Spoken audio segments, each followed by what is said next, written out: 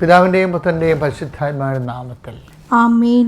May 4-ാം തീയതി ഞായറാഴ്ച ഏറ്റു പ്രാർത്ഥിക്കുക. അമ്മേ പരിശുദ്ധമ്മേ, അമ്മേ പരിശുദ്ധമ്മേ, ദൈവമാതാവേ, ദൈവമാതാവേ, കൃപാസനത്തിലൂടെ ഞങ്ങൾക്കും ഞങ്ങളുടെ ദേശത്തിനും അമ്മ മധ്യസ്ഥം തേടി തന്ന എല്ലാ അനുഗ്രഹങ്ങൾക്കും കൃപകൾക്കും ഞങ്ങളിപ്പോൾ ഹൃദയം നിറഞ്ഞ നന്ദി പറയുന്നു. അമ്മേ പരിശുദ്ധമ്മേ, അമ്മേ പരിശുദ്ധമ്മേ, ദൈവമാതാവേ, 2004 ഡിസംബർ 7-ാം തീയതി ഉച്ചകഴിഞ്ഞ് 2:30 സംഭവിച്ച അമ്മയുടെ പ്രത്യക്ഷപ്പെടലിനെക്കുറിച്ച് തിരുസഭയ്ക്ക് സമർപ്പിച്ചിരിക്കുന്ന പഠനരേഖകളുടെ സഭാത്മകമായ പഠനം ആരംഭിക്കുവാൻ ഞങ്ങൾ പ്രാർത്ഥിക്കുന്നു. അമ്മേ പരിശുദ്ധമ്മേ, ഭൂസ്വർലോകങ്ങളുടെ രാജ്ഞിയായ അങ്ങേയ്ക്ക് ഭൗമസംരക്ഷണത്തിനായി പ്രപഞ്ച പ്രകൃതിയെ തന്നെ തിരുസഭ പ്രതിഷ്ഠിക്കുവാൻ ഈ പ്രത്യക്ഷീകരണം വഴി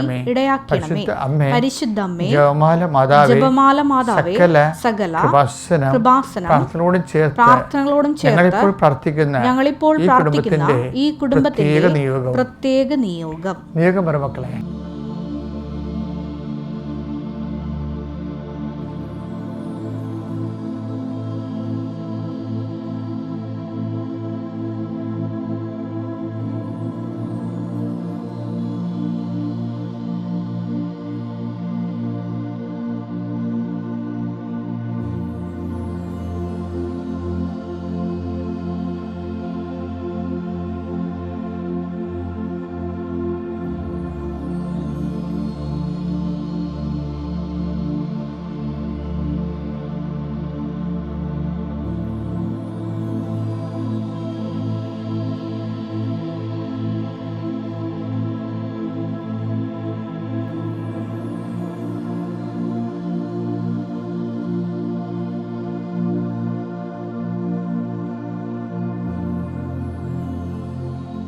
അമ്മയുടെ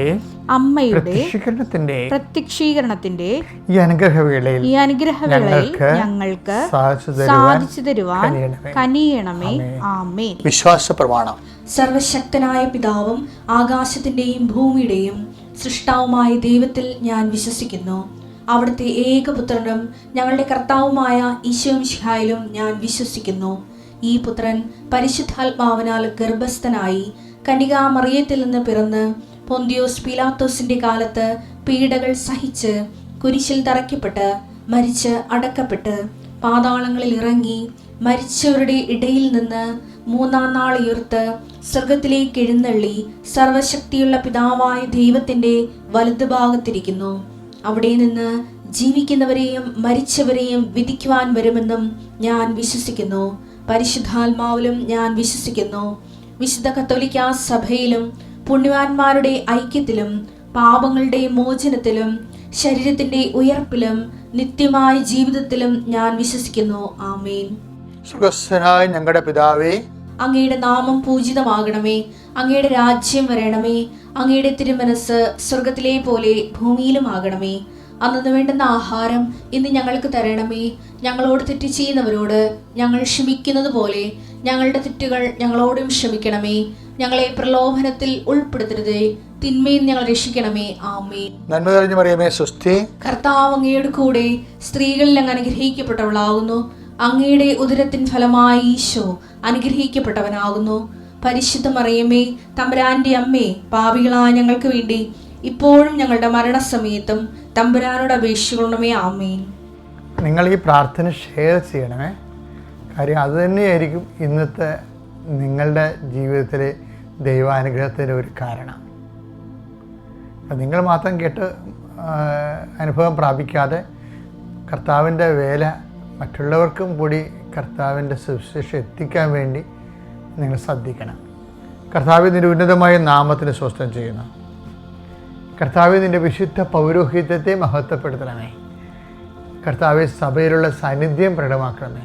39 വർഷം ഞാൻ അർപ്പിച്ച കൃപാനയുടെ യുഗതയാൽ കൃപാസാൽത്താറെ ജീവനുടെ പ്രത്യക്ഷപ്പെട്ട പരിശുദ്ധ അമ്മയുടെ മാധ്യസ്ഥത്തിലെ ഞാൻ ഈ മക്കളെ ഈശോനാമത്തെ ആസ്വദിക്കുന്നു. കർത്താവെ, രോഗികളുണ്ട് ഈശോയെ, കർത്താവ്, ചില രോഗികൾ അവരുടെ രോഗങ്ങൾ പറയത്തില്ല, പേടിച്ചിട്ട് നാണമായിട്ട് മിണ്ടാതിരിക്കുന്നവരുണ്ട്.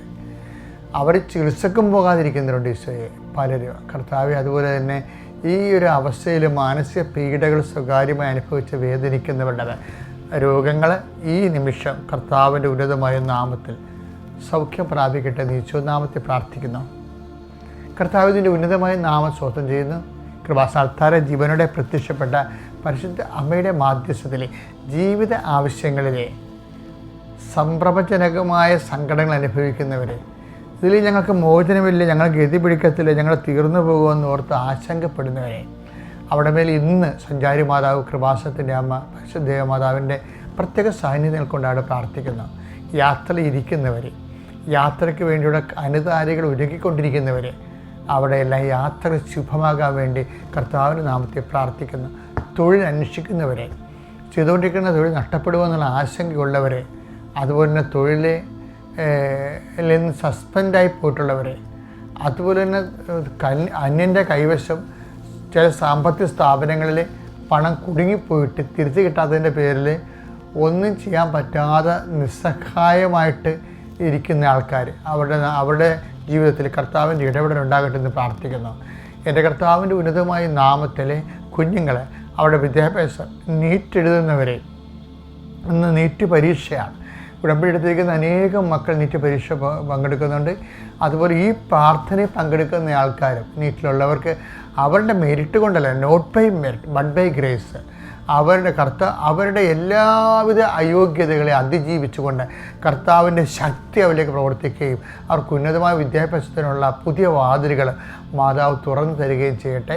എൻ്റെ കർത്താവിൻ്റെ ഉന്നതമായ നാമത്തിൽ, സഭയുടെ അധികാരത്തിൽ, കുരിശടയാളത്തിൽ, ദൈവശക്തിയാൽ കുടുംബത്തിൻ്റെ ഏക വരുമാന മാർഗമായിട്ടുള്ള ആൾ രോഗിയായി കിടക്കുകയും വരുമാനം മുട്ടുകയും പീഡികക്കടലിൽ കടം കൂടുകയും മറ്റുള്ളവരിൽ നിന്നെല്ലാം കടം മേടിച്ചുകൊണ്ട് ജീവിക്കാൻ പോകുന്ന ഒരവസ്ഥയിൽ കുഞ്ഞുങ്ങൾ പോലും ഞങ്ങൾ ഇങ്ങനെയായി പോയല്ലോ എന്നോർത്ത് മനസ്സ് വിഷമിക്കുന്നവർ, അവരെല്ലാം സന്ധിക്കാൻ വേണ്ടി ദൈവത്തിൻ്റെ പുതിയ പദ്ധതി നിങ്ങളുടെ കുടുംബത്തിലേക്ക് കർത്താവ് തുറന്നു തരട്ടെ എന്ന് പ്രാർത്ഥിക്കുന്നു.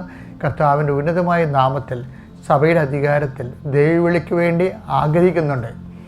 ദൈവവിളിക്ക് പോകണോ പോകണ്ടയോ എന്നൊക്കെ ഓർത്ത് ആശങ്കപ്പെടുന്ന മക്കൾക്ക് ഈ ഒറ്റ പ്രാർത്ഥന നിങ്ങൾ കേൾക്കുകയാണെങ്കിൽ അതിൻ്റെ അർത്ഥം നിങ്ങൾക്ക് ദൈവവിളി ഉണ്ടെന്നുള്ള ദൈവത്തിൻ്റെ ഒരു ഇടപെടലാണെന്ന് മനസ്സിലാക്കിക്കൊണ്ട് നിങ്ങൾക്ക് വൃത്തിയായ, കൃത്യമായ, ശക്തമായ തീരുമാനമെടുക്കാൻ, കർത്താവിൻ്റെ ജോലി ചെയ്യാൻ കർത്താവ് നിങ്ങളെ സഹായിക്കട്ടെ. നിത്യം പിതാവും പുത്രനും പരിശുദ്ധാത്മാവിശ്വര എന്നേക്കും ആമേൻ. എൻ്റെ പ്രിയപ്പെട്ടവരെ, ഇന്നലെ ശനിയാഴ്ച